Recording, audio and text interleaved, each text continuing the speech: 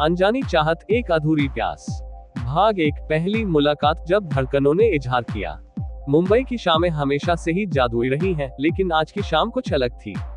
हल्की बारिश हो रही थी और पूरे शहर में एक नशीली ठंडक थी। कैफे की खिड़की से बाहर झांकती सिया के मन में अजीब सी हलचल थी। वह खुद को समझाने की कोशिश कर रही थी कि वह आरव को भूल चुकी है, लेकिन उसका मन मानने को तैयार नहीं था। आरव, एक ऐसा नाम जो अब उसकी रग रग में बस चुका था। उसकी यादें उसके जिस्म की हर धड़कन में शामिल हो चुकी थी। उसकी सांसें अब भी उस रात की तपिश महसूस कर सकती थी, जब वे दोनों पहली बार करीब आए थे।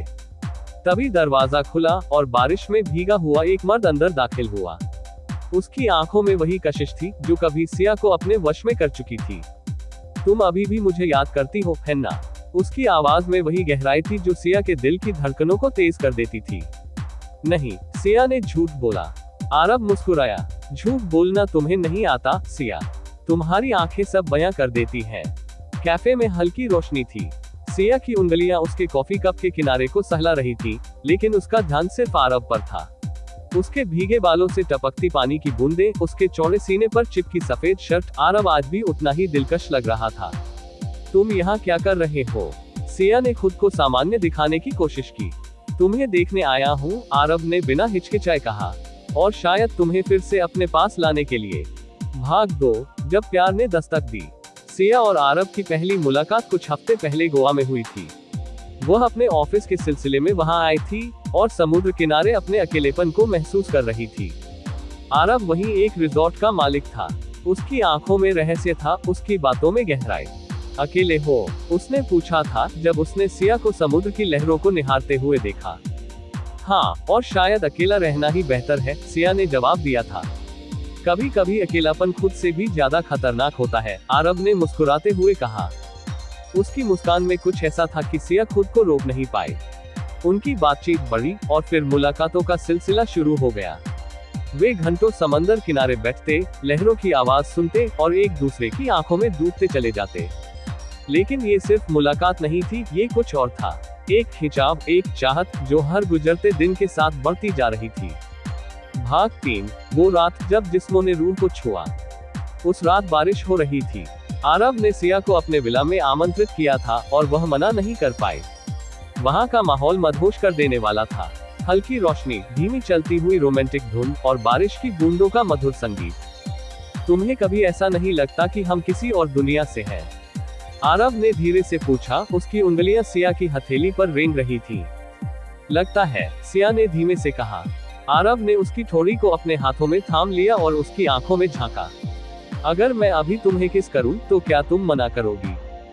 सिया कुछ नहीं बोली। उसकी आंखें खुद उसकी चाहत बयां कर रही थी, और अगले ही पल उनके होंठ एक दूसरे से मिल गए। पहले हल्का, फिर गहरा, फिर और ज्यादा गहरा। आरव की बाहों ने सिया को अपनी गिरफ्त में ले लिया। उसकी उंगलियां उसकी कमर से होती हुई उसकी पीठ पर फिसलने लगी। सिया की सांसें तेज हो गईं।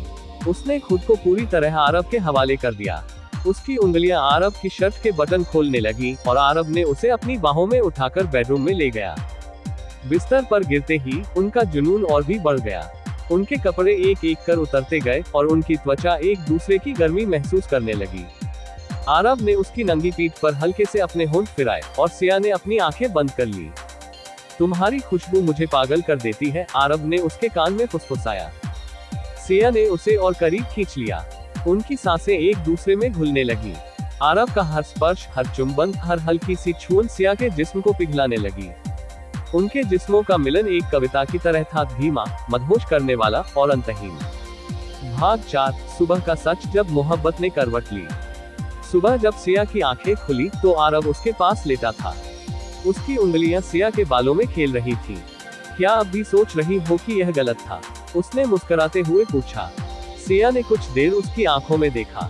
अगर यह गलत है तो मैं सही नहीं होना चाहती, उसने धीमे से कहा। आरव ने उसे अपनी बाहों में भींच लिया। बाहर सूरज निकल चुका था, लेकिन उनके अंदर अब भी रात की गर्मी थी। शायद ये सिर्फ एक रात नहीं थी, शायद ये शुरुआत थी एक नई कहानी की, एक नए जुनून की। भाग 5, जब मोहब्बत ने इम्तिहान लिया। लेकिन क्या प्यार हमेशा आसान होता है? क्या होगा जब सिया की पुरानी जिंदगी फिर से उसके सामने आ जाएगी? क्या होगा जब आरव का अतीत उनके बीच आएगा? क्या वे इस प्यार को निभा पाएंगे, या ये सिर्फ एक अधूरी प्यास बनकर रह जाएगी। अनजानी चाहत, एक अधूरी प्यास, भाग 6। सुबह के बाद जब सच का सामना हुआ, सिया की आंखें धीरे धीरे खुली। सूरज की हल्की किरणें खिड़की से अंदर आ रही थी।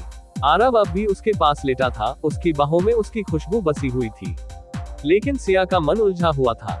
उसने खुद को चादर में लपेट लिया और धीरे से बिस्तर से उठकर खिड़की के पास जाकर खड़ी हो गई। समंदर की लहरें उतनी ही बेचैन थीं जितना कि उसका दिल। तुम सोच रही हो कि यह सब सही था या नहीं? आरव की आवाज उसके कानों में पिघलते मोम जैसी गिरी। सिया ने पलटकर देखा। वह उसे गहरी नजरों से देख रहा था, जैसे उसके दिल की हर हलचल को पढ़ सकता हो। मैं नहीं जानती कि यह हमें कहां ले जाएगा, आरव।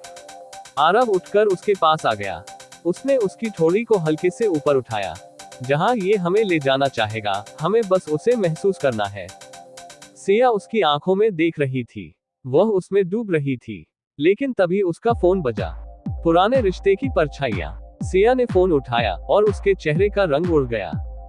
कौन है? आरव ने धीरे से पूछा। विवान, सिया ने कांपती आवाज में कहा। आरव का चेहरा सख्त हो गया। तुम्हारा एक्स बॉयफ्रेंड? सिया ने धीरे से सिर हिलाया। क्या वो अब भी तुम्हारी जिंदगी का हिस्सा है? आरव की आवाज में हल्की कड़वाहट थी। नहीं, लेकिन शायद उसने अभी तक मुझे अपनी जिंदगी से जाने नहीं दिया। फोन बजता रहा, लेकिन सिया ने उसे नजरअंदाज कर दिया। वह अब इस लम्हे को बर्बाद नहीं करना चाहती थी। गोवा की आखिरी रात जब मोहब्बत हदें पार कर गई, सिया और आरव की मुलाकातों का सिलसिला बढ़ता गया। हर शाम वे एक दूसरे में समा जाते। उनकी हंसी, उनकी बातें, उनके स्पर्श, सब कुछ एक अनकही मोहब्बत की दास्तान लिख रहे थे। एक रात जब समंदर शांत था और आसमान चांदनी से भरा हुआ था, सिया और आरव एक नाव पर थे। हल्की हवा उनके जिस्मों को छूकर जा रही थी। क्या तुम मुझसे प्यार करती हो, सिया? आरव ने उसके कान के पास फुसफुसाया। सिया कांप गई। वह प्यार शब्द से हमेशा भागती आई थी। मैं नहीं जानती, उसने धीरे से कहा। आरव ने उसे करीब खींच लिया। उसकी सांसें सिया की गर्दन को छू रही थी। अगर यह प्यार नहीं है तो यह क्या है? सिया कुछ नहीं कह सकी। उसने बस अपनी आंखें बंद कर ली और अगले ही पल आरव ने उसे अपनी बाहों में भर लिया। उसके होंठ सिया के होठों पर थे, गर्म, गहरे और पागल कर देने वाले। उसकी उंगलियां सिया की पीठ पर फिसलने लगी, धीरे धीरे उसकी ड्रेस के स्ट्रैप्स को नीचे सरकाते हुए। सिया ने एक हल्की सिहरन महसूस की। उसकी सांसें तेज हो गईं। आरव ने उसे नीचे लिटा दिया। समंदर की लहरें उनकी आंख के सामने फीकी पड़ रही थीं। उस रात उनकी मोहब्बत ने हर हद पार कर दी। मुंबई वापसी जब हकीकत ने दरवाजा खटखटाया। गोवा की वो रात उनकी जिंदगी का सबसे हसीन लम्हा था। लेकिन अब वे दोनों मुंबई लौट चुके थे। सिया अपने ऑफिस में थी, लेकिन उसका ध्यान कहीं और था। आरव के बिना दिन काटना मुश्किल हो रहा था। तभी उसके केबिन का दरवाजा खुला। विवान, सिया चौंक गई। तुम मुझसे कब तक भागती रहोगी, सिया? विवान की आंखों में एक अजीब सा जुनून था। हमारा रिश्ता खत्म हो चुका है, विवान, लेकिन मैं अभी भी तुमसे प्यार करता हूँ और मैं तुम्हें किसी और के साथ नहीं देख सकता। सिया के दिल में डर बैठ गया। वह जानती थी कि विवान जुनूनी था, लेकिन क्या वह उसे और आरव को अलग करने की कोशिश करेगा? आरव का गुस्सा जब प्यार ने आग पकड़ी। शाम को जब सिया आरव से मिलने गई तो उसने विवान के बारे में बताया। आरव की आंखों में आग थी। अगर उसने तुम्हें छूने की भी कोशिश की तो मैं उसे छोड़ूंगा नहीं। सिया ने उसके चेहरे को अपने हाथों में थाम लिया। मुझे सिर्फ तुम्हारी जरूरत है, आरव। बाकी सब अब मेरे लिए मायने नहीं रखता। आरव ने उसे अपने पास खींच लिया। तो मुझे अपना बना लो, सिया, हमेशा के लिए। उस रात उनका प्यार और गहरा हो गया। उनके जिस्म एक दूसरे में खो गए, जैसे वे एक दूसरे के बिना अधूरे थे। लेकिन यह मोहब्बत इतनी आसान नहीं थी। अगला भाग जब प्यार और जुनून की टकराहट होगी। अब सवाल ये था, क्या विवान उनकी खुशियों के बीच दीवार बनेगा? क्या सिया और आरव अपनी मोहब्बत को बचा पाएंगे, या ये सिर्फ एक अधूरी प्यास बनकर रह जाएगी?